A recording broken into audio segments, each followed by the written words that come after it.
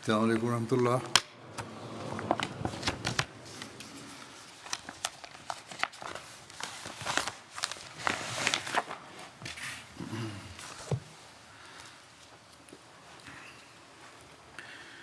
أشهد أن لا إله إلا الله وحده لا شريك له وأشهد أن محمدا عبده ورسوله أما بعد فأعوذ بالله من الشيطان الرجيم بسم الله الرحمن الرحيم الحمد لله رب العالمين الرحمن الرحيم مالك يوم الدين إياك نعبد وإياك نستعين اهدنا الصراط المستقيم صراط الذين أنعمت عليهم غير المغضوب عليهم ولا الضالين. आज मैं पेशगोई मुस्लिम औरत के बाद पहले Pour le sermon d'aujourd'hui, j'évoquerai certains aspects de la prophétie sur le Musleh Maud, sur le réformateur promis. Chaque Ahmadi en est conscient et chaque année, des conférences sont organisées pour commémorer l'accomplissement de cette prophétie.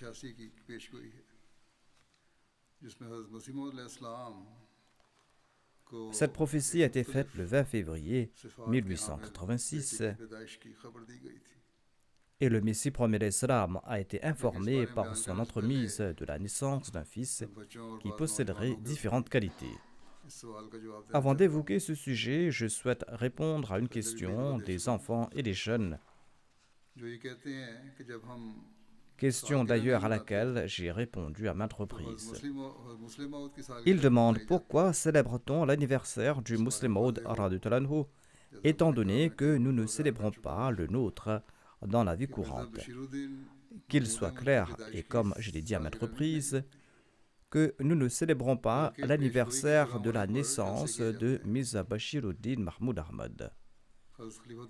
Nous organisons ces conférences sur l'accomplissement de cette prophétie. Le deuxième calife radhiyallahu anhu est né le 12 janvier 1889. Dans ces maisons où l'on n'évoque pas ces sujets, les parents doivent s'éduquer et ils doivent informer leurs enfants et leur expliquer la prophétie sur le Musleh Maud.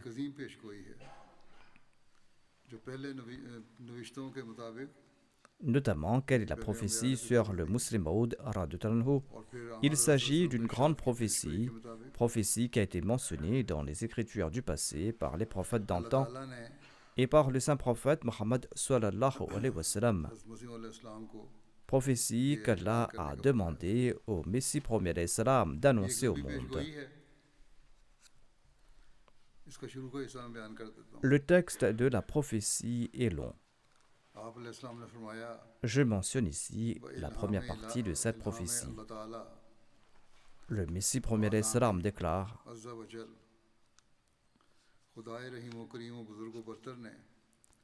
Dieu le miséricordieux, le noble, l'exalté, le tout-puissant, m'a révélé les paroles suivantes.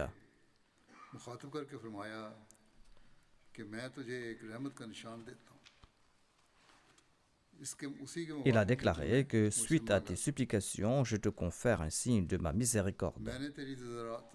J'ai entendu tes invocations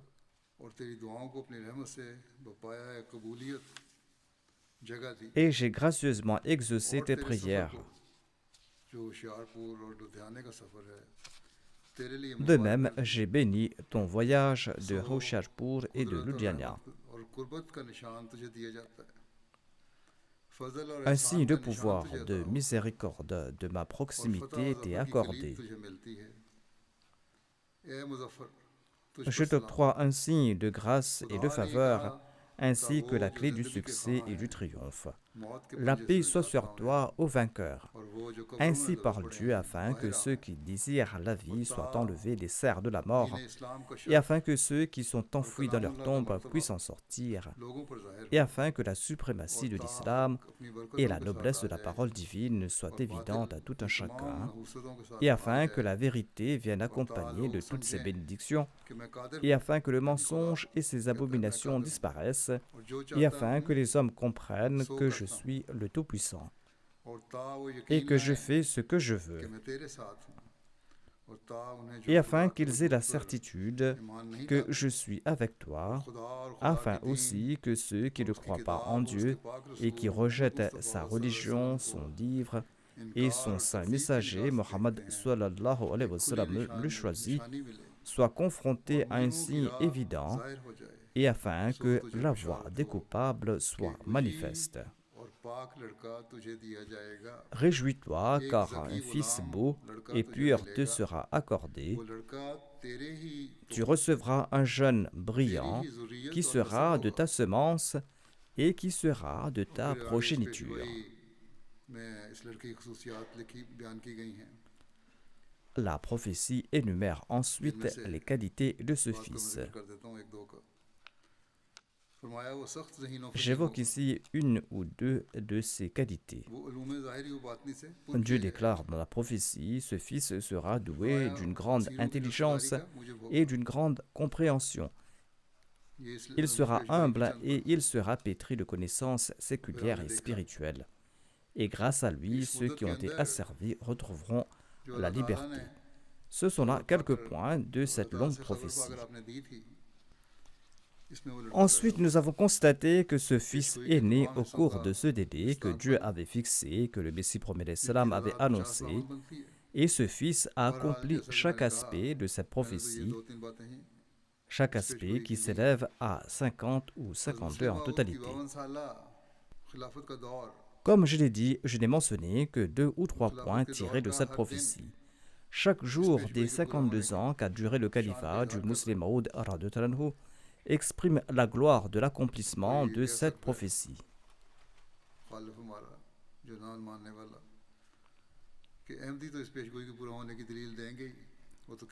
Un de nos opposants ou celui qui ne croit pas en l'Ahmadiyya affirmera que les Ahmadis présenteront certainement des preuves de l'accomplissement de cette prophétie, prétendant qu'elle s'est réalisée, mais sans fournir de preuves concrètes. Ceci n'est qu'entêtement de tels opposants, sinon le progrès de la Jamaat Ahmadiyya durant chaque jour du califat du Muslim Maud radhiyallahu anhu est une preuve éclatante de l'accomplissement de cette prophétie. En ce qui concerne les points que j'ai mentionnés concernant la prophétie, je présente ici des témoignages de personnes justes, des personnes qui ne sont pas liées à la Jamaat, de personnes impartiales et qui sont des personnalités bien connues dans le sous-continent indien. À titre d'exemple, Maulana Ghulam Rasool Saheb Meher est une personnalité bien connue. Il est né à Jalandhar en 1885, c'est-à-dire Maulana Ghulam Rasool Saheb. Il était un érudit, un écrivain, un poète, un journaliste et un historien. Il a travaillé pour le journal Simidar, puis plus tard il a publié le journal Inqilab avec le Maulana Abdul Majid Salik de Lahore.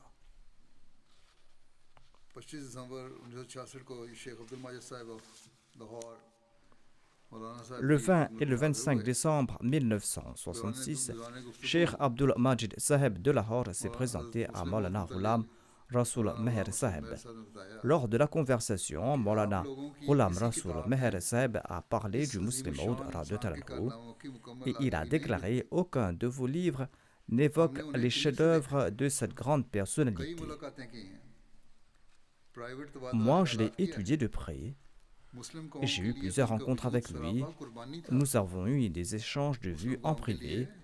Il s'est sacrifié corps et âme pour la nation musulmane. Maulana Ghulam Rasoul Meher déclare: Une fois, je devais me rendre à Qadian en pleine nuit pour consulter Hazrat Sahib, c'est-à-dire le Muslim Maud. Je me souviens toujours de ce voyage. Cette personne ressentait une grande douleur pour l'humanité, c'est-à-dire le Muslim Maud ressentait une grande douleur pour l'humanité. Et là où se posait la question de l'amélioration et de la prospérité de la nation musulmane, ces suggestions pratiques augmentaient notre détermination. En de telles circonstances, sa douleur pour la nation musulmane était palpable.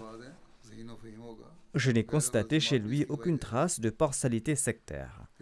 Mirza Sahib était un génie. En effet, la prophétie annonce qu'il sera perspicace et intelligent, et même ceux qui ne sont pas affiliés à la Jamaat en portent témoignage. En continuant la conversation, il a déclaré: Chez aucun chef politique et religieux du Pakistan et de l'Inde, je n'ai vu de cerveau fonctionnant comme celui de Mirza Sahib dans le domaine de la politique pragmatique. Ses qualités distinctes étaient ses conseils désintéressés, ses suggestions claires et ses directives dans la bonne direction. Sa mort m'a profondément attristé. Il a déclaré: J'ai envoyé ma lettre de condoléances à Ismail Sahib Panipati. Et dans cette lettre, j'ai également écrit que les Ahmadis peuvent publier les passages de condoléances liés à Mirza Sahib. Il ajoute: Il est dommage que les musulmans n'ont pas apprécié Mirza Sahib à sa juste valeur. Malgré les tempêtes d'opposition terribles, je ne l'ai jamais vu découragé ou froid. La flamme de son cœur est restée toujours allumée. Nous allions le rencontrer tout désespéré et triste, mais en revenant, il semblait que les nuages de désespoir avaient disparu et que le succès était en vue. Mirza Sahib présentait des preuves solides, il parlait de choses pratiques, et ce n'était pas tout. Il était prêt à offrir tout sacrifice et toute coopération qui éveillaient en nous des sentiments de courage et de détermination. Monsieur Lala Kamar Sen, ancien juge en chef du Cachemire, a exprimé son opinion au sujet du Muslim Maud radhiyallahu anhu. Lala Kamar Sen Sahib était le fils de Lala Bhim Sen. Il a remercié le deuxième calife pour son discours sur le statut de la langue arabe parmi les langues du monde. Après avoir remercié le président de la séance, dans un discours éloquent en anglais, il a exprimé sa gratitude empreinte d'émotion. Voici la teneur de ses propos. Après avoir écouté le discours du Muslim Maud radhiyallahu anhu, il a déclaré: Aujourd'hui, j'étais très heureux d'avoir écouté le discours de ce grand conférencier qui a parlé de la supériorité de la langue arabe de manière intéressante et éclairante. J'en suis de surcroît ravi car j'entretiens des liens personnels avec lui car mon père avait appris l'arabe de son illustre père. En effet, le père de M. Lala avait étudié l'arabe auprès du Messie premier d'Islam. Lala Kanwar Sen déclare: En venant écouter la conférence, j'avais pensé que le sujet sera présenté dans le style habituel des anciens. On dit qu'une fois, on a demandé à un arabe quelle était la raison de la supériorité de la langue arabe. Et il a présenté 3 raisons. La première raison était qu'il était lui-même un arabe. C'était, selon lui, une des raisons de la supériorité de cette langue. Deuxièmement, parce que la langue arabe est la langue du Saint-Coran. Cet argument est certes acceptable. Troisièmement, selon lui, la langue arabe est supérieure parce que cette langue sera parlée au paradis. Lala Kanwar Sen déclare: Je pensais qu'on allait présenter de tels arguments sur la supériorité de la langue arabe. Mais la conférence était empreinte d'une grande érudition et d'une grande philosophie.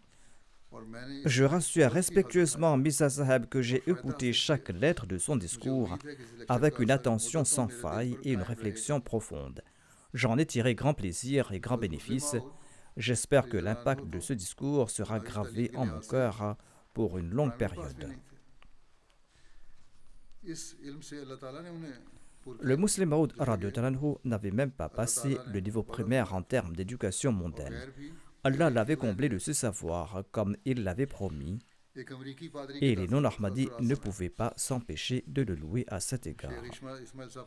Écoutez les impressions d'un prêtre américain. Le cheikh Ismail Saheb Panipati relate ceci. Le Maulana Omar Din Saheb Shimliwi a raconté une fois cet incident. Il relate, quelques mois après l'élection du deuxième calife, c'est-à-dire en 1914, un grand prêtre américain est venu à Qadian. Ce prêtre était un grand érudit et il était fier de son savoir et de sa supériorité. En arrivant à Qadian, il nous a posé quelques questions dans le domaine de la religion, des questions qui étaient très sérieuses et importantes. Et le prêtre a déclaré que « Je suis venu des États-Unis jusqu'ici et j'ai répété ces questions dans chaque réunion avec les musulmans. Mais jusqu'à présent, je n'ai pas pu obtenir de réponse satisfaisante de la part de grands érudits musulmans. Je suis venu spécialement pour présenter ces questions à votre calife. Je souhaite entendre les réponses de votre calife à ces questions. » Le narrateur déclare, « Ces questions étaient très difficiles et étaient étranges. En les entendant, j'étais persuadé que le jeune calife, qui n'avait pas étudié formellement la théologie et qui était de surcroît très jeune et qui ne connaissait pas grand monde, ne pourrait jamais répondre à ces questions.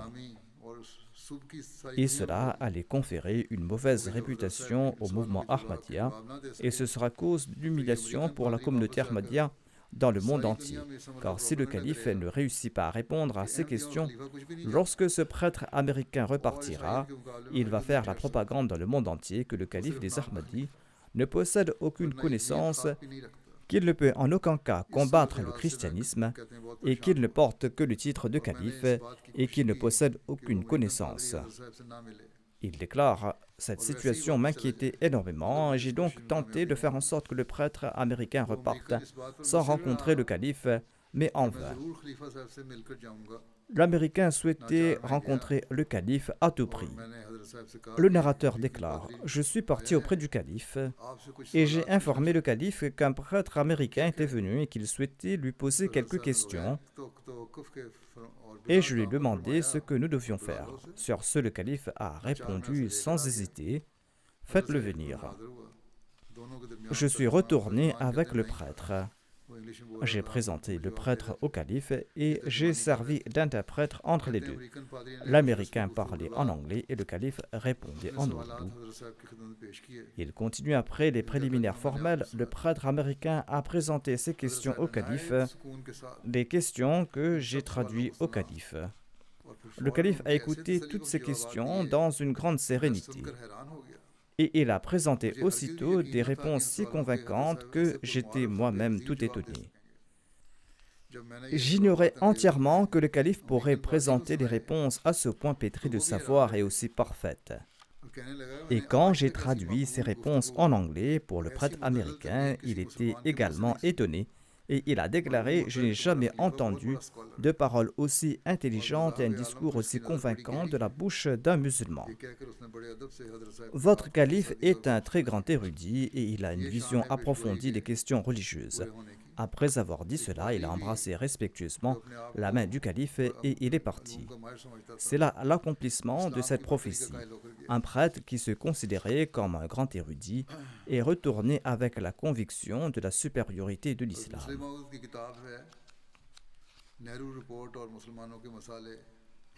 Le Muslim Maud radhiyallahu anhu a écrit un ouvrage intitulé « Le rapport de Nehru et les intérêts des musulmans ». Un commentateur a écrit à ce sujet. Les classes supérieures musulmanes étaient très reconnaissantes pour cette direction opportune du calife. Elle a été très appréciée dans les cercles politiques musulmans. De grands leaders musulmans l'ont loué et ont exprimé leur gratitude, car l'imam de la Jamaat Ahmadiyya a agi de manière très opportune pour les musulmans qui étaient en détresse. Par conséquent, plusieurs personnes ont dit à Hazrat Mufti Muhammad Sadiq Saib que votre communauté est la seule à s'engager dans des travaux réels et pratiques. L'organisation de votre Jamaat n'existe nulle part ailleurs. Monsieur Daulat Ahmad Khan, B.A. LLB, un Ahmadi sincère de Calcutta, co-rédacteur du journal Sultan, a traduit les commentaires de cet ouvrage en langue bengali et les a publiés sous forme d'un petit livre charmant. Cet ouvrage jouissait d'une grande popularité parmi les Bengalis. Un érudit non-ahmadi a lu le commentaire sur le Nehru Report. Et il en a été tellement impressionné qu'il a écrit une lettre au secrétaire de l'organisation Taraqi Islam. Il a déclaré « J'ai un grand désir de voir le calife et de le visiter car je ressens un grand respect pour lui. S'il vous plaît, transmettez mes salutations respectueuses à Hazrat Sahib pour son service et dites-lui aussi d'accepter les félicitations d'un humble serviteur. Car il est en train, avec une grande élégance, de sauver l'islam qui traverse des moments périlleux. Il est non seulement attentif à la condition religieuse des musulmans, mais les guide également dans les affaires politiques. J'ai lu les pensées de sa sainteté sur le rapport Nehru et ces pensées ont amplifié son stature à mes yeux. Je le considère non seulement comme un grand savant religieux, mais aussi comme un homme politique compétent. Le journal Siyasat était publié à Lahore dans les années 30. Dans son numéro du 2 décembre 1930, le journal écrit ceci. Si vous laissez de côté les différences religieuses, vous verrez que Janab Bashiruddin Mahmoud Ahmad Seb a accompli un travail dans le domaine intellectuel en termes de volume et d'utilité qui mérite toutes les louanges. Le succès obtenu sous sa direction dans le domaine politique en alliant sa communauté avec les musulmans mérite les éloges de chaque musulman impartial et de chaque personne éprise de vérité. Sa sagacité politique est incontestée en ces temps.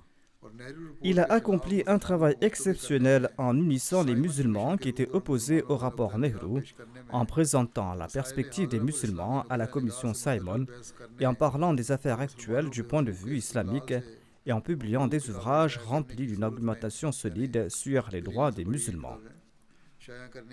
Dans l'ouvrage sous étude écrit en anglais, il a critiqué le Simon Report. La lecture de cet ouvrage donne une idée de l'étendue de ses connaissances. Son style est fluide et convaincant, son langage est très raffiné. Hadrat Muslim Maud radhiyallahu a prononcé un discours sur les conditions en Irak lors d'une émission qui a été diffusée sur la station radio All India de Lahore. Hadrat Muslim Maud radhiyallahu a exprimé ses opinions à ce sujet. Il a prononcé un discours sur la situation en Irak, discours qui a été diffusé par la station radio All India Lahore le 25 mai 1941. Ce discours a été motivé par l'invasion de l'Irak par l'Allemagne et l'Italie lors de la Seconde Guerre mondiale. Un journal sikh renommé en Inde appelé Riyasat a donné les commentaires suivants le 2 juin 1941. Ce journal déclare le point le plus faible du caractère d'une nation ou d'un pays colonisé est que ses habitants sont dépourvus de dignité morale et de force intérieure. La flatterie et le mensonge, la servilité et un esprit de lâcheté sont évidents parmi eux.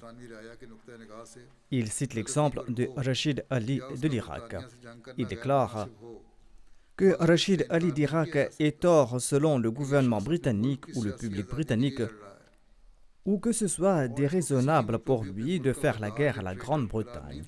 On ne peut nier que cette personne se bat pour la liberté politique de son pays, et on ne peut pas dire qu'il est déloyal envers son pays ou qu'il est un traître. Mais regardez le caractère des dirigeants et des chefs de notre pays colonisé qui parlent du dirigeant de l'Irak. Il traite Rachid Ali de déloyal. Tout leader indien qui parle de la guerre commence par qualifier Rachid Ali de traître, et c'est seulement après cela qu'il commence sa déclaration. En raison de la colonisation, le caractère de ces dirigeants musulmans et les dirigeants de l'Inde est devenu tellement dépravé qu'ils considèrent les faux éloges et la flagornerie comme un service à la nation ou au gouvernement. La force morale et le caractère élevé, la parole claire et la passion et la positivité du leader de la communauté Ahmadiyya de Qadian seront évidents face à cette sotte servilité de nos dirigeants et de nos chefs, comme il l'a exprimé la semaine dernière dans un discours à la radio. Tout cela fait partie de la tentative du Muslim Maud radiyallahu anhu de protéger à la nation de la servitude. Maulana Mohammad Ali Johar Sahib est né en 1878 et il est décédé en 1931. Il est né à Rampur, en Inde. Il avait lancé un journal hebdomadaire nommé Comrade à Calcutta, en Inde. Il a également lancé le journal Hamdard en langue ourdou à Delhi. En 1923, il a été nommé président de l'All India Congress. Il s'est également rendu à Londres pour participer à la conférence de la table ronde et il est décédé là-bas le 4 janvier 1931. Les services de Hadrat Muslim Maud de la création, dans l'établissement et dans le développement et le progrès du Pakistan à chaque étape ont été déterminants. Aujourd'hui, nos opposants demandent ce que les Ahmadis ont accompli, tandis que les non-Ahmadis eux-mêmes attestent que nous avons joué un rôle essentiel à cet égard. À cet égard, Maulana Muhammad Ali a partagé ses opinions dans son journal Hamdard le 26 septembre 1927. Il écrit « Ce serait de l'ingratitude de ne pas mentionner Mirza Bashiruddin Mahmoud Ahmad et sa communauté organisée qui, indépendamment des différences de croyances, ont consacré toute leur attention à l'amélioration de tous les musulmans. D'une part, ces gens s'intéressent actuellement à la politique des musulmans, c'est-à-dire Hazrat Mirza Bashiruddin Mahmoud Ahmad et sa communauté, et d'autre part, ils s'évertuent également en ce qui concerne la propagation systématique et les affaires des musulmans. Ceci est le rôle joué par les Ahmadis. Et il déclare qu'il ne faudra pas longtemps avant que les voix de cette communauté organisée dans l'islam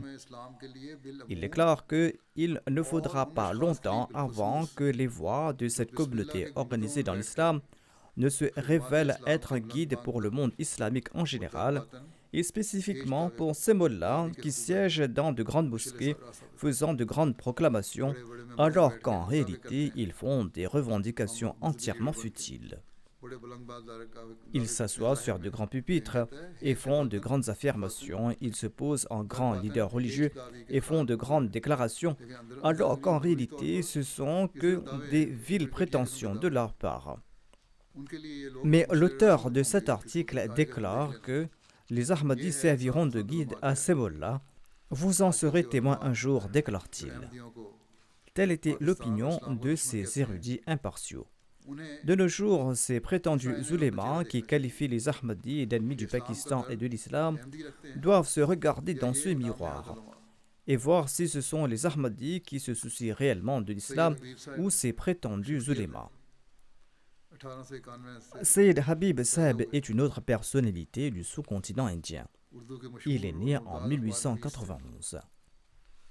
Il était un journaliste de renom en langue ourdou.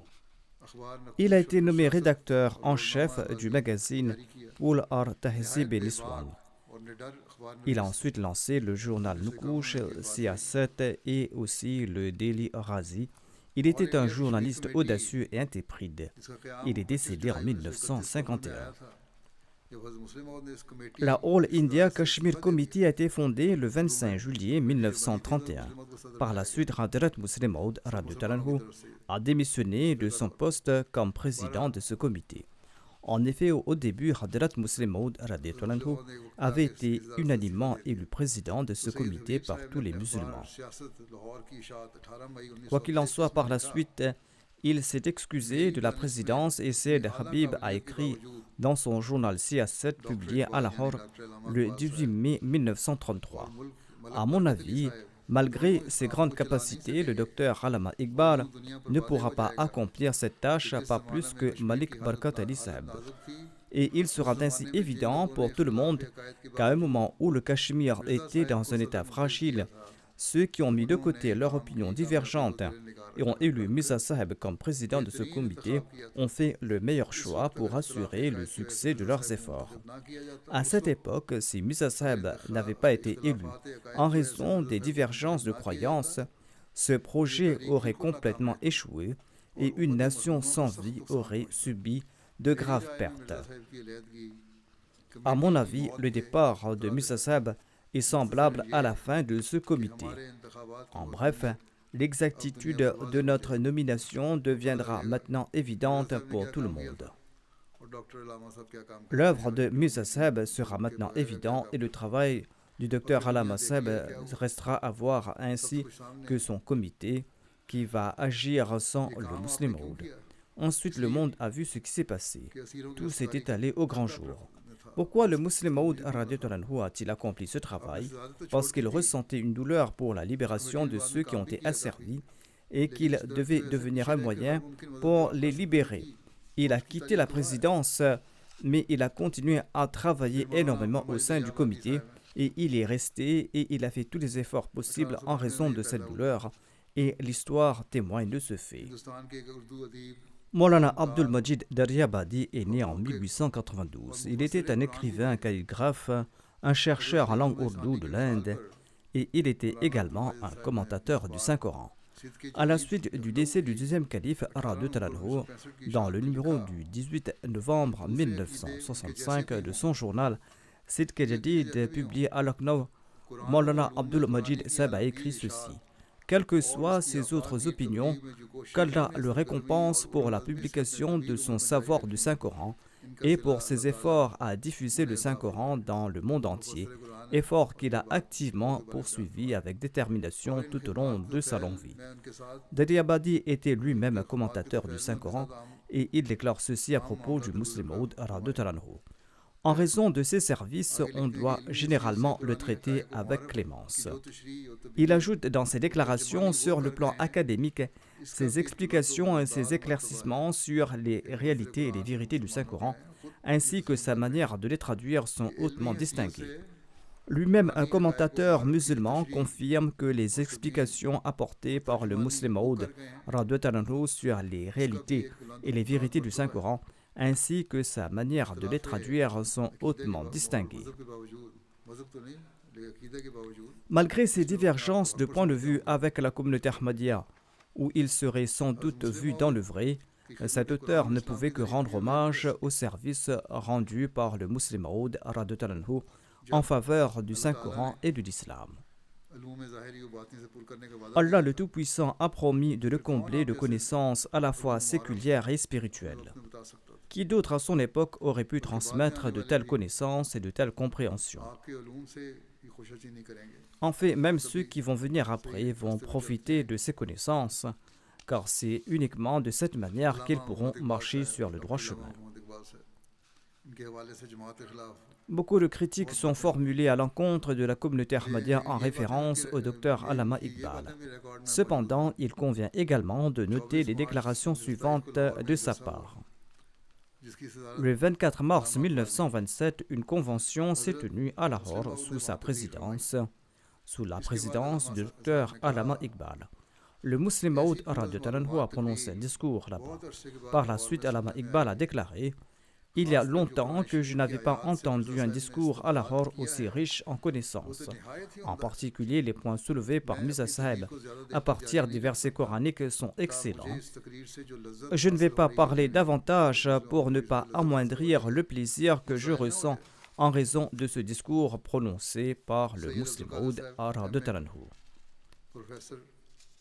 Syed Abdul Qadir Aimé était professeur d'histoire et directeur du collège islamien à Lahore. En 1919, le Muslim Maud Radut-Talanhu a prononcé une conférence sur la genèse des conflits en islam. C'était une conférence extraordinaire. Et Syed Abdul Qadir Saheb présidait la session. Dans son discours, Syed Abdul Qadir Saheb a déclaré « Illustre fils d'un illustre père, Le nom de Hazrat Mirza Bashiruddin Mahmoud Ahmad offre de bonnes garanties que ce discours sera très savant. J'ai quelques connaissances de l'histoire de l'islam et je peux affirmer qu'il y a très peu d'historiens, musulmans ou non musulmans, qui ont saisi les tenants et les aboutissants des dissensions de l'époque de Othman radhiyallahu anhu et qui ont pu comprendre aussi les véritables causes de cette première guerre civile en islam. Hazrat Mirza Sahib a non seulement réussi à cerner les causes de cette guerre civile, mais il a également expliqué de manière très claire et continue les événements pour lesquels le califat est demeuré pendant longtemps dans la tourmente. Je ne pense pas qu'un article aussi bien raisonné ait jamais été présenté aux amis intéressés par l'histoire islamique. Edwin Samuel Montagu était le secrétaire d'État à l'Inde et membre du Parlement britannique. Lorsque l'Inde et le Pakistan, lorsque tout le sous-continent indien était sous le régime du gouvernement britannique, Edwin Samuel Montagu servait en tant que secrétaire d'État au Parlement britannique et il supervisait les affaires de l'Inde. Il a occupé ce poste en 1917 et en 1918. À cette époque, cet Anglais a visité l'Inde afin d'évaluer la situation là-bas. Hadrat Muslim Maud radhiyallahu anhu lui a envoyé une résolution détaillée et exhaustive sur les problèmes en Inde. Car M. Edwin Samuel était également l'ambassadeur de l'Inde et il lui a envoyé cela sous la forme d'un discours. Ce discours lui a été présenté à Lahore et ce discours a été prononcé par Sir Zafrullah Khan Sahib. Hadrat Muslim Maud radhiyallahu anhu a également rencontré en personne l'ambassadeur et il lui a donné des conseils. Montagu a pris note de ce discours et de l'impression qu'il en a tirée. Il en a fait mention dans son journal qui plus tard a été publié après sa mort sous le titre An Indian Diary. Sous la date du 15 novembre 1917, il a écrit ceci. La quatrième délégation était celle des Ahmadis, une communauté de musulmans. Ce sont des musulmans qui s'efforcent d'unir toute l'humanité et qui croient en tous les prophètes. Ils ont présenté un long mémoire écrit par leur leader spirituel. Cette dissertation était la plus impressionnante que toutes les autres qui nous ont été présentées. Cette dissertation portait sur l'élection des membres du Conseil exécutif et l'adoption des projets de loi constitutionnelle. Elle était beaucoup plus impressionnante, bien pensée et rédigée avec une grande intelligence. À la conclusion de sa note, ses mots originaux étaient « L'auteur possède un esprit brillant et il a soigneusement réfléchi à son projet constitutionnel. » M. Montagu était un politicien éclairé et il était un homme important qui parlait d'une personne qui n'avait pas reçu d'éducation laïque formelle. D'ailleurs, pourquoi n'en serait-il pas ainsi? Après tout, la prophétie sur le Muslim Maud indique qu'Allah lui accordera une multitude de connaissances séculières. Chaudhry Mohammad Akbar Khan Bhatti, avocat à la haute cour, a déclaré un jour « Je souhaite relater un incident qui n'est pas du tout hors de propos. » Il déclare que le rédacteur en chef du magazine hebdomadaire Paras, Lala Karamchand, a accompagné une délégation de journalistes à Qadian pour assister à la convention annuelle. Lorsqu'il est revenu de là-bas, il a écrit plusieurs articles sur le leadership et sur la profonde perspicacité de Mirza Bashiruddin Mahmoud Ahmad. Ces articles étaient d'un tel style que cela a fortement agité les opposants de la communauté Ahmadiyya. Il m'a lui-même dit « Je considérais Zafrullah Khan comme une personne impressionnante. En effet, à l'époque, Saifullah Khan était un membre du conseil exécutif du vice-roi. Cependant, il est un écolier en comparaison à la personne de Mirza Bashiruddin Mahmoud Ahmad. Mirza Bashiruddin Mahmoud Ahmad possède une perspective supérieure en toutes choses. En d'autres termes, Hazrat Mirza Bashiruddin Mahmoud Ahmad possède une perspective supérieure en toutes choses et présente de meilleurs arguments que Saifullah Khan Sahib. Il possède des capacités administratives incommensurables. Une telle personne peut facilement mener n'importe quel pays au sommet du succès. Après la partition de l'Inde et du Pakistan, Mirza Bashiruddin Mahmoud Ahmad a prononcé quelques discours au collège de droit sur les opportunités du pays pour progresser. Dans ces discours, il a expliqué certains points à l'aide de diagrammes et de graphiques sur un tableau noir. Comme professeur d'université érudit, et je me souviens d'un point, il a dit que c'était dommage qu'aucune attention n'était accordée aux îles au large de la côte de l'Inde avant la partition de l'Inde et du Pakistan. Et ces îles incluent Lakshadweep, Sarandip et Baladip. La population de ces îles côtières est principalement musulmane et ces îles revêtent une grande importance défensive. Après avoir entendu sa dissertation, il semblait que l'auditoire regrettait qu'il n'ait pas eu de collaboration avec le calife de l'époque lors de la partition du sous-continent indien. Des préjugés insignifiants et de fourvoiements ont privé toute la nation des capacités octroyées par Dieu à Mirza Bashiruddin Mahmoud Ahmad. Lors d'une rencontre confidentielle, un juge a reconnu qu'en dépit de son excellence et de son expertise, il était totalement ignorant de ces questions cachées et imperceptibles. Ce n'est qu'après avoir écouté les explications de Mirza Mahmoud Ahmad Sahib qu'il est devenu conscient et c'est là qu'il a compris la perspective véritable de l'islam. Ainsi, c'est le Muslim Maud, le réformateur promis, qui, avant et après la partition de l'Inde et du Pakistan, a présenté les propositions les plus élevées pour l'établissement du Pakistan. Il a même éclairé les esprits de ceux qui étaient éduqués. Ces personnes avaient perdu leur sens et ces personnes avaient tout oublié, déclarant qu'elles étaient ignorantes de ces questions. C'était comme s'ils étaient que de simples écoliers. Le journal de Damas Al-Imran, dans son édition du 10 août 1924, a publié un article intitulé « Le Mehdi à Damas » lors de la tournée du Muslim Maud là-bas à Damas.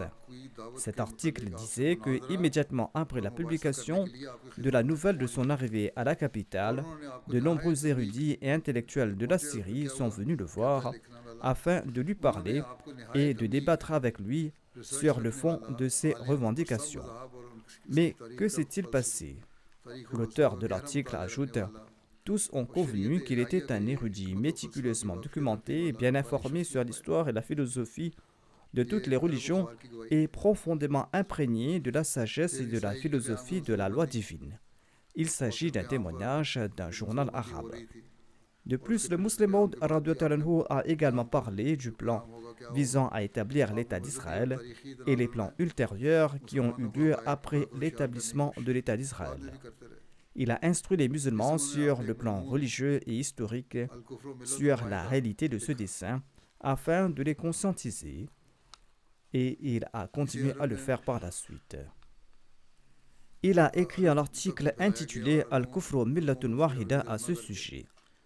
Ce texte a été traduit en arabe et envoyé au monde arabe et aux musulmans pour les avertir. De nombreux journaux arabes ont publié cet article et l'ont loué. Dans ce document, le Muslim Maud a exprimé ses réserves et les dangers qu'il ressentait. Le résultat qu'il a décrit est le même résultat que nous constatons aujourd'hui dans la guerre qui sévit aujourd'hui en Palestine. Si seulement les musulmans avaient pris garde à l'époque et s'ils prenaient également garde maintenant. Les tenants et les aboutissants de cet article ont été publiés dans un journal de Bagdad, le journal Ashura, qui a été publié le 18 juin 1948. Un journal du nom de l'Akhbar de Damas a également loué cet article. C'est un article que les Ahmadis doivent également lire. ils apprendront beaucoup de choses à travers cet article. Sardar Shaukat Hayat Khan était une personnalité importante dans les efforts entrepris pour l'indépendance de l'Inde. Dans son livre The Nation That Lost Its Soul, il écrit ceci. Un jour, j'ai reçu un message de Quaid-e-Azam, le fondateur du Pakistan.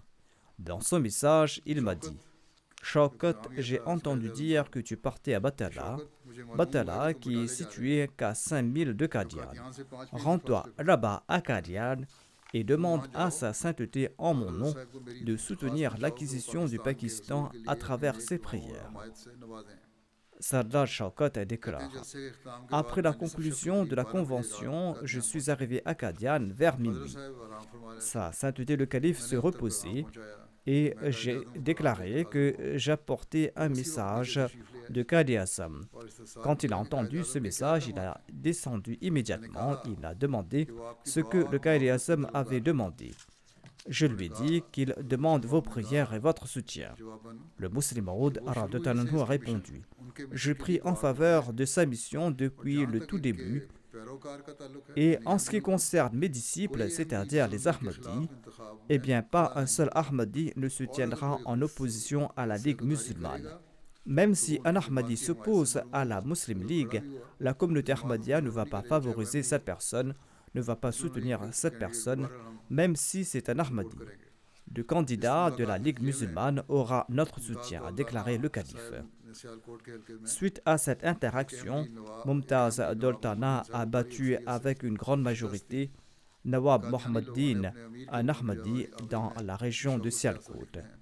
Shaukat Hayat ajoute en obéissance à leur chef, les Ahmadis ont voté pour Mumtaz au lieu de Mohammeddin qui était un Ahmadi.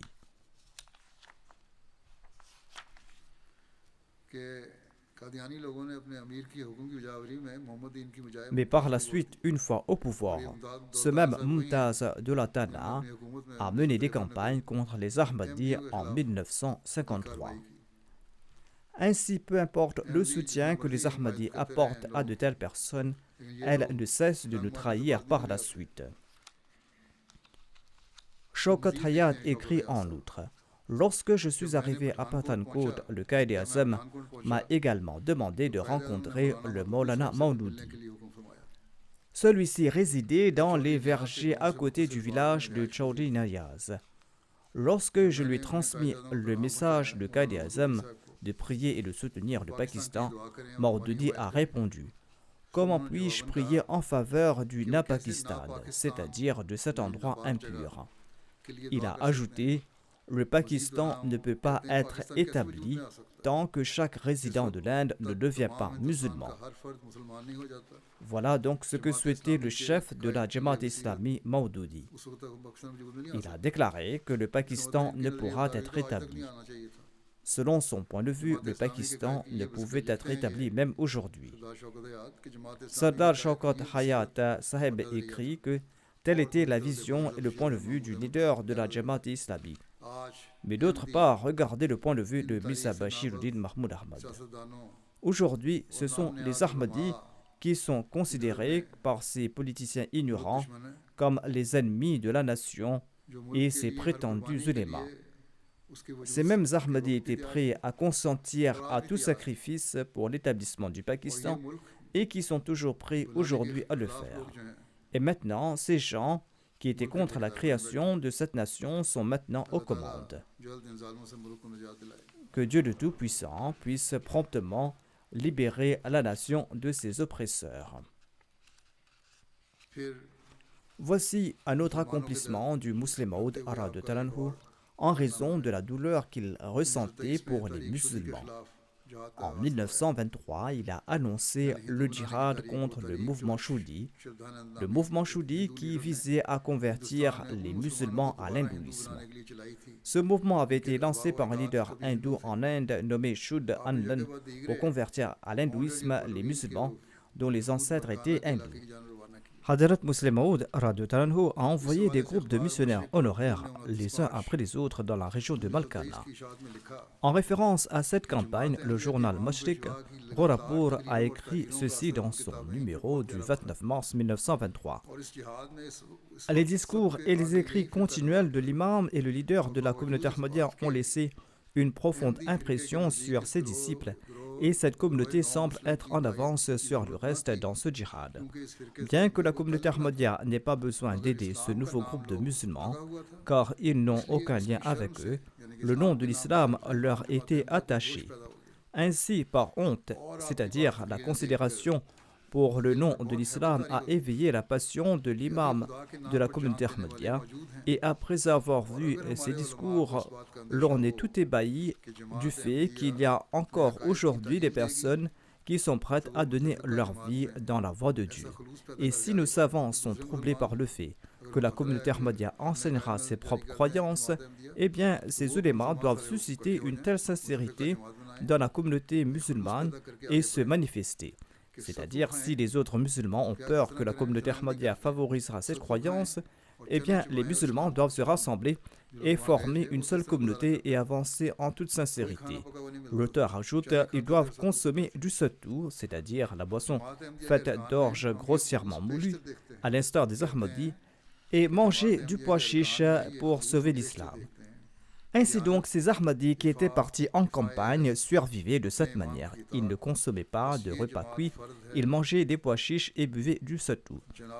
L'auteur ajoute, nous trouvons cette sincérité omniprésente chez les membres de la communauté ahmadiyya. Nous trouvons de l'intégrité, le respect des serments, l'obéissance à leur imam.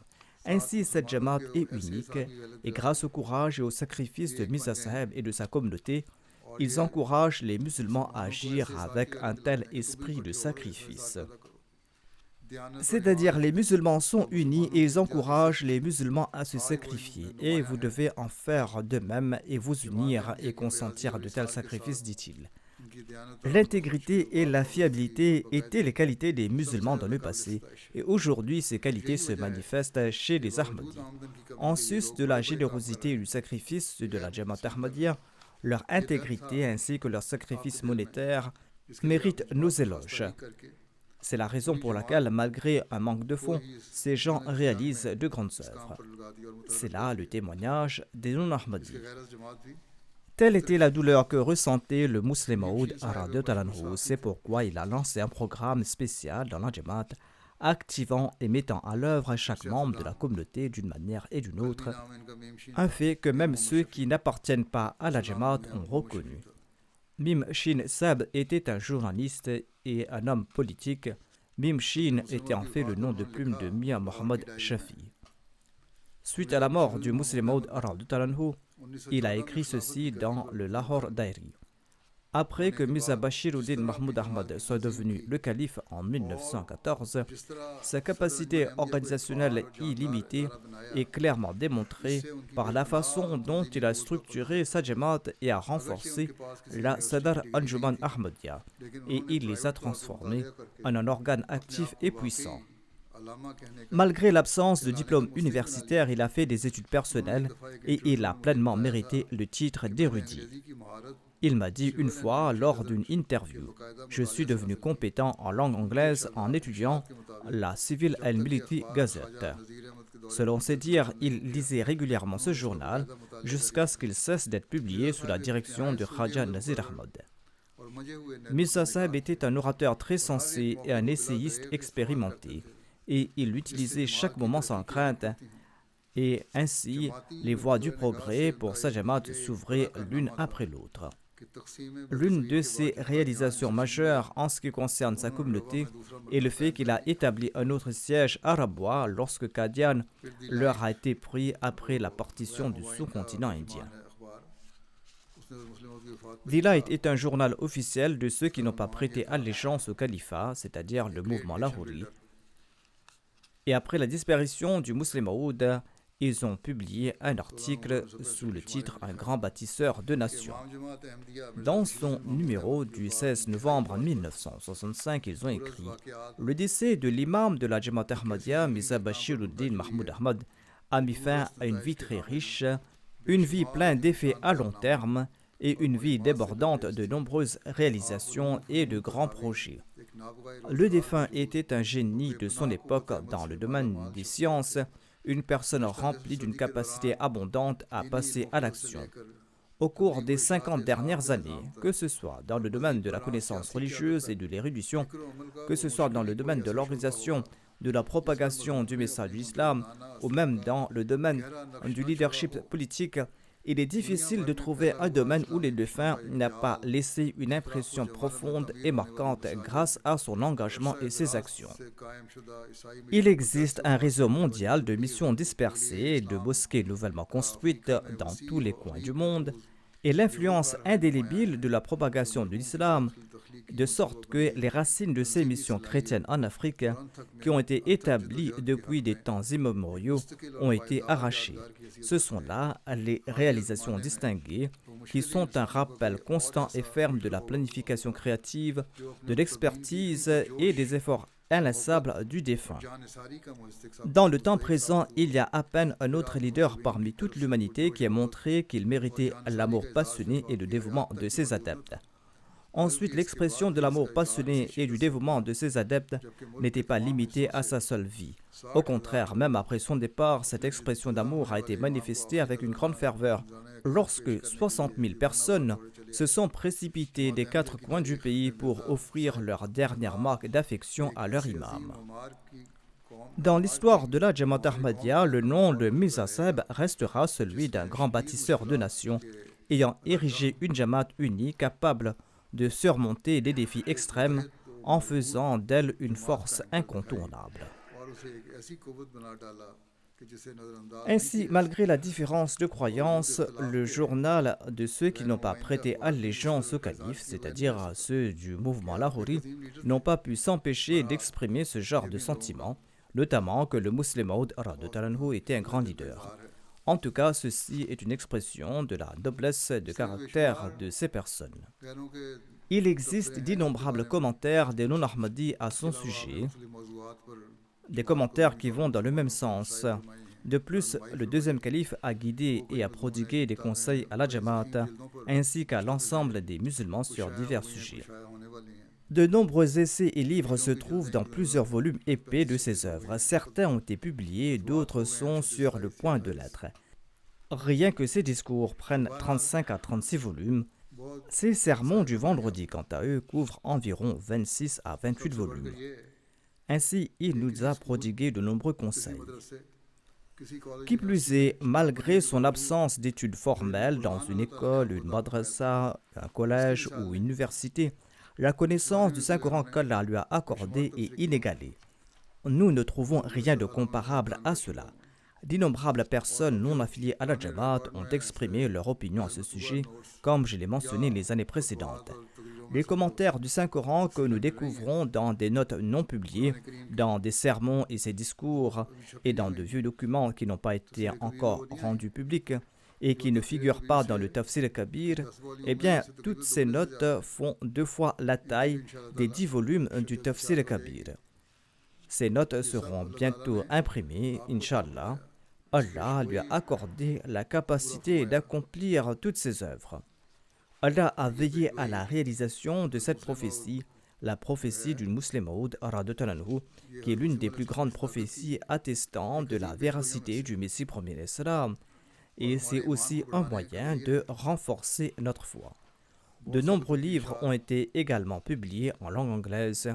Ceux qui ne connaissent pas la langue ourdou doivent tenter de profiter de ce trésor de connaissances. J'ai également mentionné cela auparavant.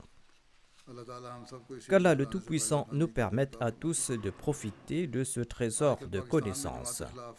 Une nouvelle vague d'opposition contre la Jamaat Ahmadiyya s'est soulevée de nouveau au Pakistan.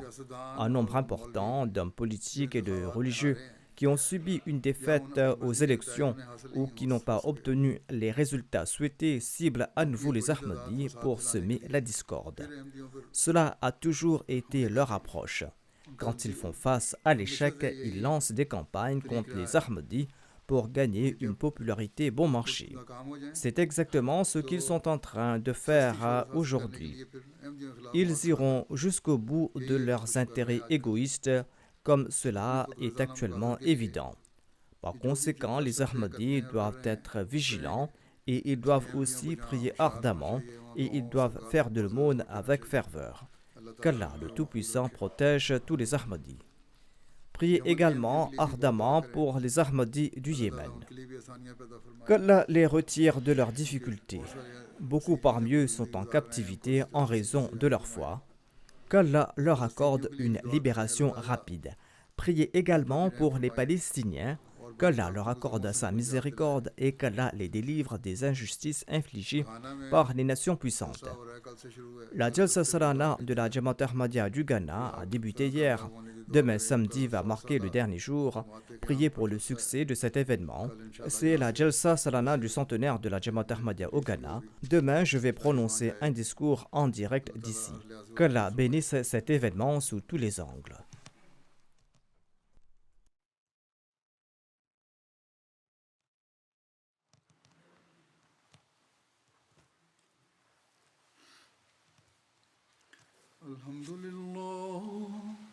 الحمد لله نحمده ونستعينه ونستغفره ونؤمن به ونتوكل عليه ونعوذ بالله من شرور أنفسنا ومن سيئات أعمالنا من يهده الله فلا مضل له ومن يضلل فلا هادي له ونشهد أن لا إله إلا الله ونشهد أن محمدا عبده ورسوله